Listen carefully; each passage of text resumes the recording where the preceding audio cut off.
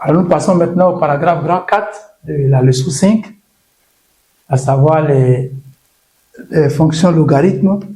Et ce paragraphe concerne les situations complexes, ça veut dire les exercices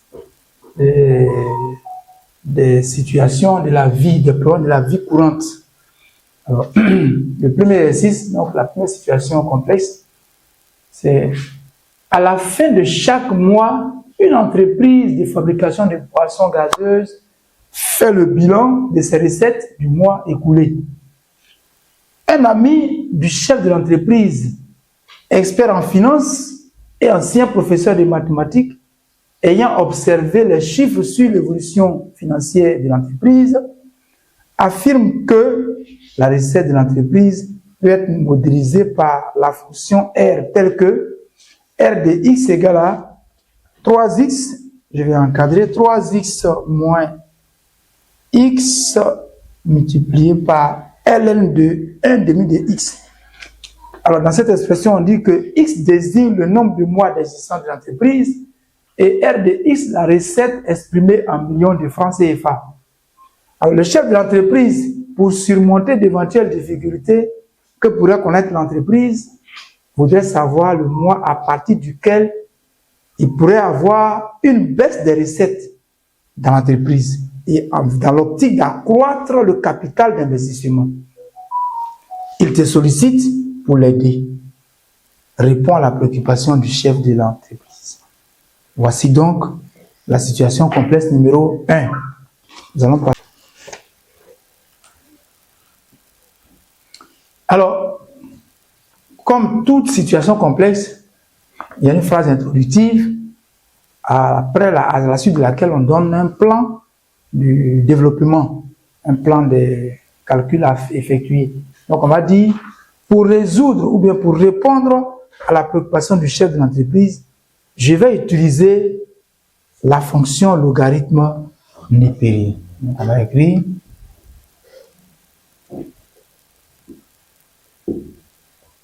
pour répondre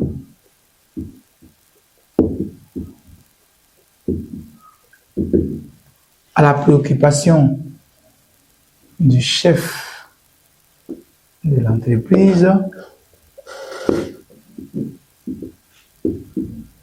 virgule, je vais utiliser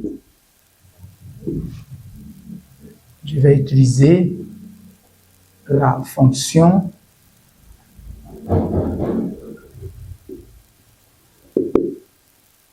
logarithme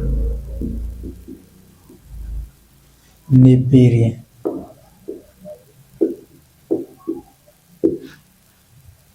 Alors, je vais souligner ça.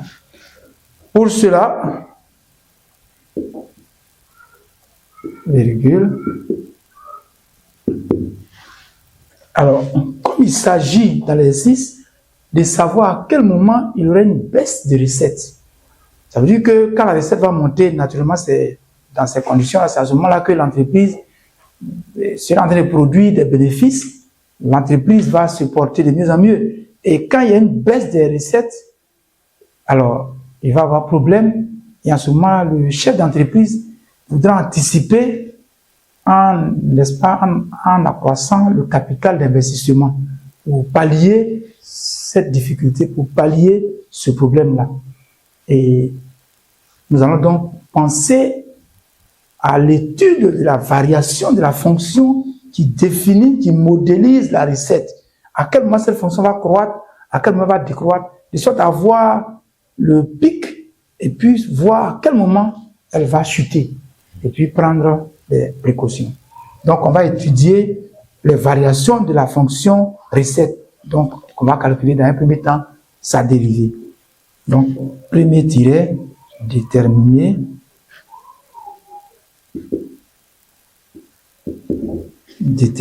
la dérivée. Donc je vais déterminer la dérivée de la fonction R.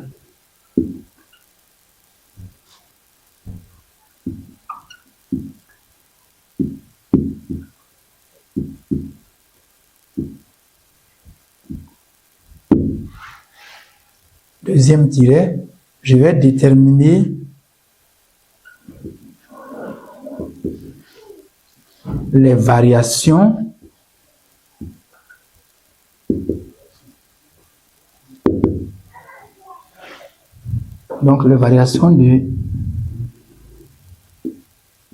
de cette fonction R, point virgule.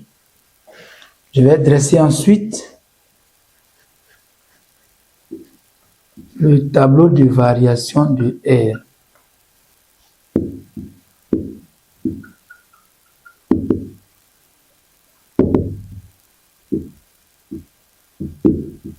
Ça sous-entend de la fonction R, hein, sur l'intervalle 1 plus l'infini. Je vais déterminer le mois à partir duquel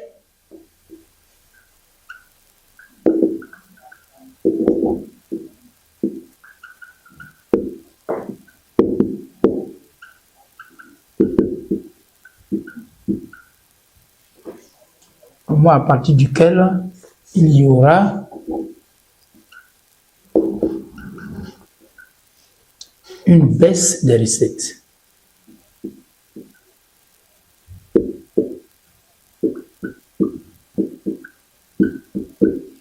Et puis enfin, je vais tirer la conclusion. Voilà donc le plan du développement que nous allons suivre ensemble. Donc, je reprends. Pour répondre à la préoccupation du chef de l'entreprise, je vais utiliser la fonction logarithme népérien. On pourrait dire, je vais utiliser la leçon sur les fonctions logarithmes, précisément la fonction logarithme népérien. Donc, ça va aller directement. Pour cela, je vais déterminer la dérivée de la fonction R, qui modélise donc la recette.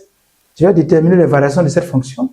Je vais dresser le tableau de variation de R sur l'intervalle fermé à 1 ouvert à plus l'infini. 1 plus l'infini parce que l'ensemble de définitions, ce sont les mois. C'est les mois, donc c'est à partir du premier mois que le chef d'entreprise s'intéresse. Donc, l'entreprise fait le bilan de ces recettes. On va déterminer enfin le mois à partir duquel il y a baisse de recettes. Et puis, avant de conclure. Donc, première étape, on va dire premier astérisque, déterminons ou calculons la dérivée de R. Déterminons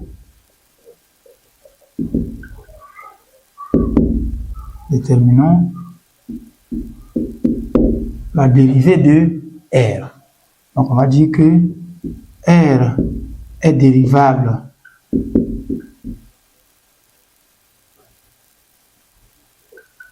sur l'intervalle à 1, parce que nous n'avons pas étudié la dérivabilité à droite en 1, donc je pourrais être prudent, j'ouvre l'intervalle en 1. Et on a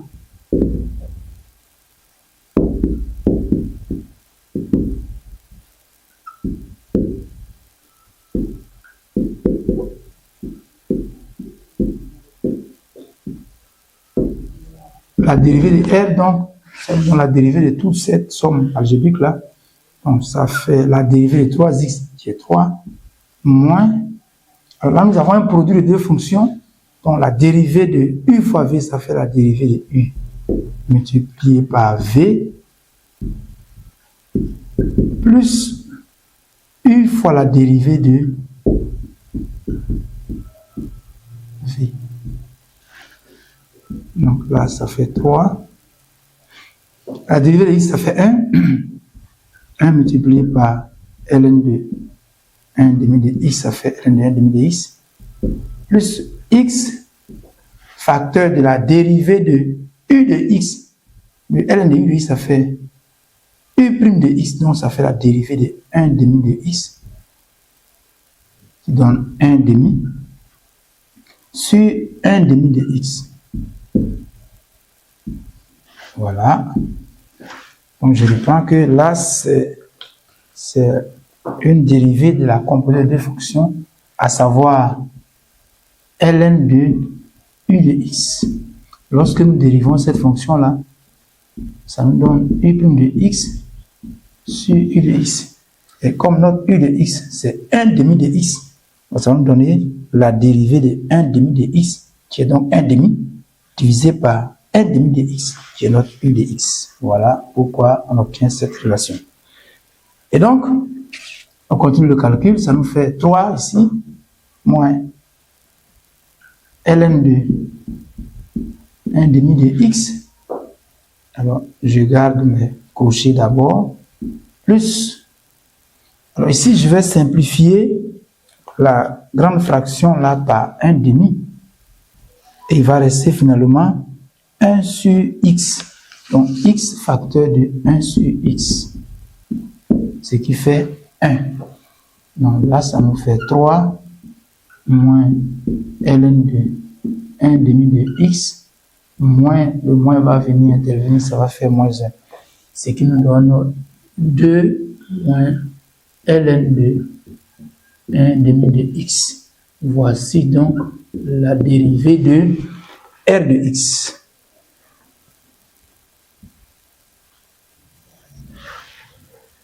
Ayant obtenu la dérivée de r de x, nous allons à présent déterminer les variations de r. Donc, deuxième astérisque.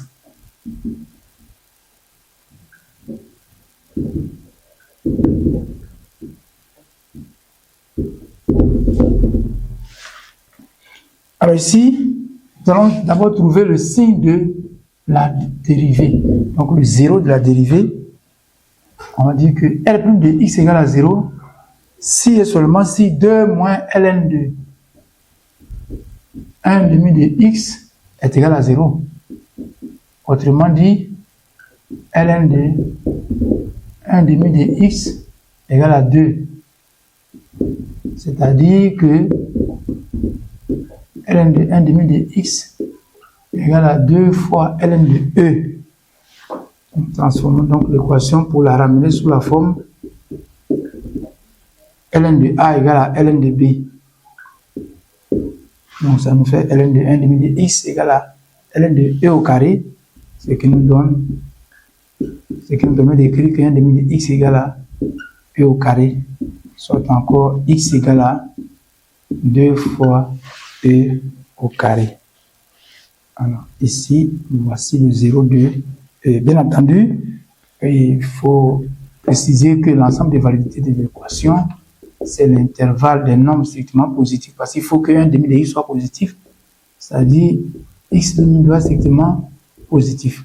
Alors, comme 2e carré appartient à l'ensemble des validités, alors l'équation r' de 0, r' de x égale à 0 a une seule solution qui est 2e au carré. Ayant donc le 0 de la dérivée, nous pouvons maintenant donner les variations de r. Alors, c'est ce que nous allons dire ici que pour tout x appartenant à l'intervalle fermé 1 ouvert 2e carré, alors on va dire simplement que la dérivée c'est 2 moins, voilà, 2 moins ln de 1 demi de x se trouve être supérieur à 0. Donc on va écrire 2 moins, quand x est entre 1 et 2e carré, donc x est plus petit que 2e carré, cela veut dire que 1 demi de x est plus petit que e carré, et donc ln de 1 demi de x va être plus petit que, voilà, moins 1, moins 2, pardon, et donc 2 moins ln de 1 demi de x va être, voilà, va être supérieur à 0. Donc r' de x est supérieur à 0 et r est strictement croissante. Alors, j'ai bien écrit là.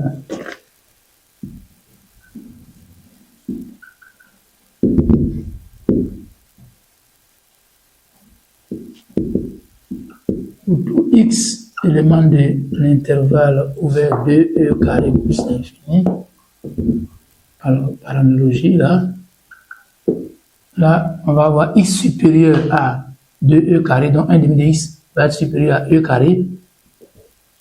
Par conséquent, 2 moins ln de x, 2 moins ln de 1 demi de x va être inférieur à 0. Donc, la dérivée de r va être inférieure à 0 et r, à ce moment, devient strictement décroissante. Voilà. Voilà les variations de f. Nous allons maintenant, avant de donner l'étape, dresser le tableau de variation de R afin de trouver le mois à partir duquel il y aura baisse de recette et enfin tirer la conclusion.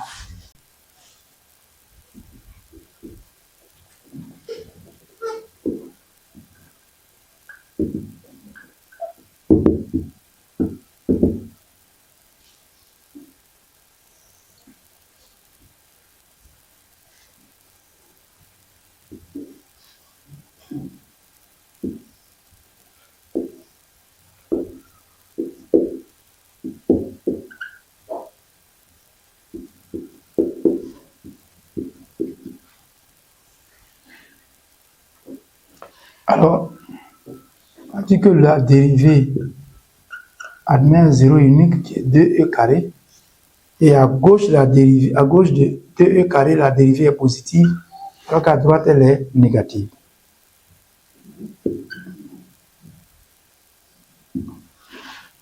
Alors, lorsque nous déterminons l'image de 1 par R, nous trouvons 3 fois 1 moins ln de 1 demi fois 1. Ce qui nous donne 3 moins ln de 1 demi, ce qui fait 3 plus ln de 2. Donc, je peux écrire ici 3 plus ln de 2. Ça, c'est l'image de 1. L'image de 2e carré,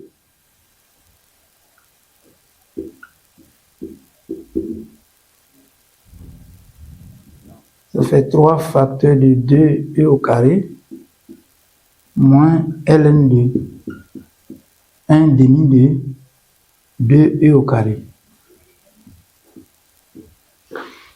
Ça nous fait 3 fois 2, 6e au carré moins ln de 1 demi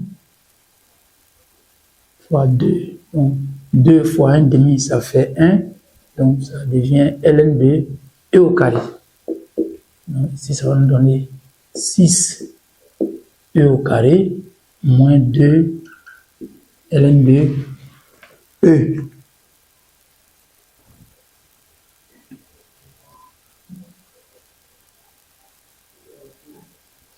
Ce qui nous donne, alors, 2e au carré, on a dit 3 fois, il y a un 2e au carré qui manque là, dans l'expression, il y a un 2e au carré qui manque au début là, voilà, donc ça, c'est pas bon, nous allons compléter,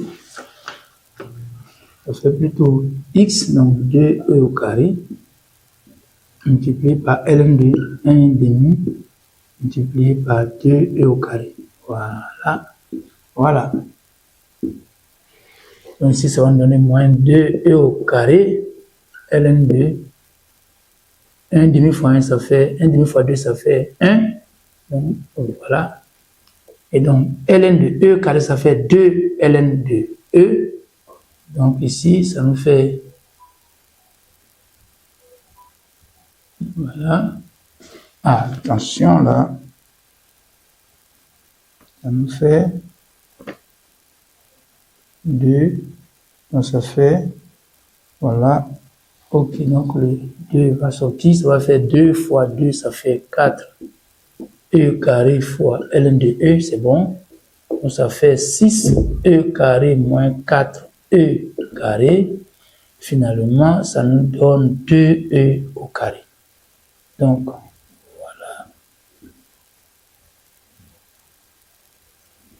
l'image de 2e au carré par R donne également 2e au carré. Alors, on va bien l'écrire, pas confondre avec l'égalité. Voilà. Et donc j'écris ici 2e au carré. 2e au carré, lorsque nous faisons une estimation, nous trouvons environ égal à 14,778.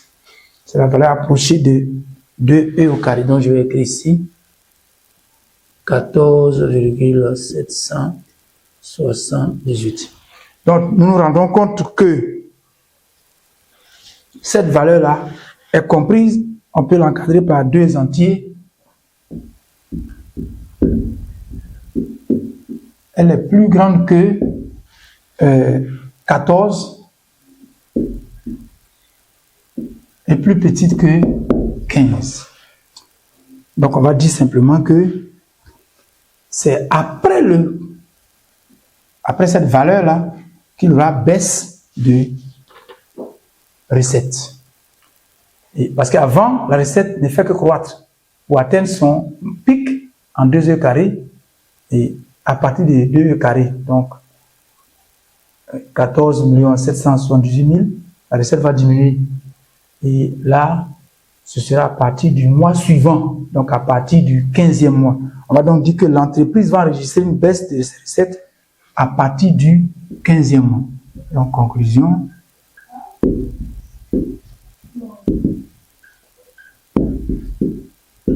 L'entreprise va enregistrer